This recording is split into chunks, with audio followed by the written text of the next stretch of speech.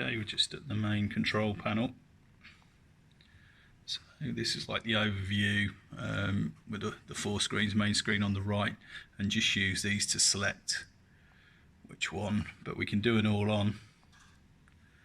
You can see now we've got the main panel come on, and the 3 Panasonics, they did just flash up the Panasonic sign. They take a bit of time to come on, but we'll have a look at the main screen just to show you the resolution.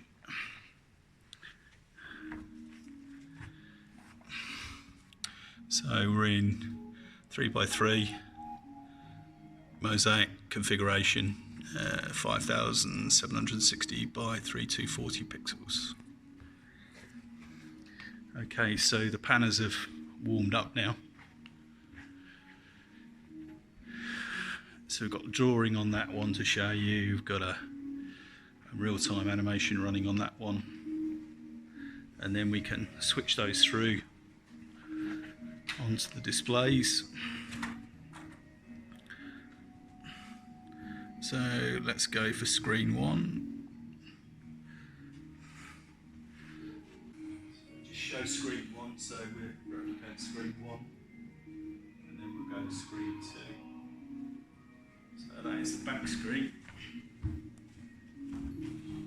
So we start some interaction on this. And look at the main screen, should be drawing on there. There's no lag at all.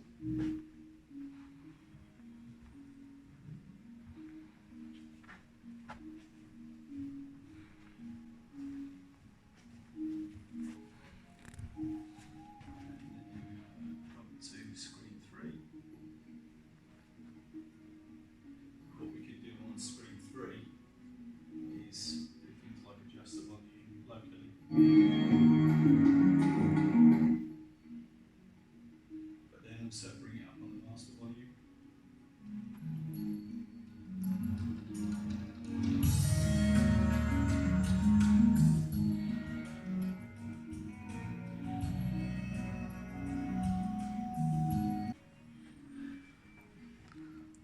So we're here in the mixer. We've got 2 mic inputs. We've got like the master level. But if we jump back to the main screen, currently we're on screen 3, but we can jump into the input plate here, which is HDMI 1, and you can see we've got another NUC on the floor, which is driving this at 4K. So if you just have a quick look at the main screen again. And then if we jump back to the image generator, so this is your, let's turn that down on screen 1. So this is the IG here that's running in the rack now, and we've got a real-time application set up. It's one we developed ourselves.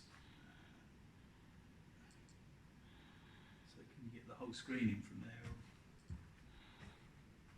So we can spin the car around. We can zoom in and out. Okay. So that's probably as much of a functionality, or we can do picture in picture quickly. So that's showing all 4 views. We haven't got the 4 view scale correctly. That just needs to be doing. Screen 1, screen 2.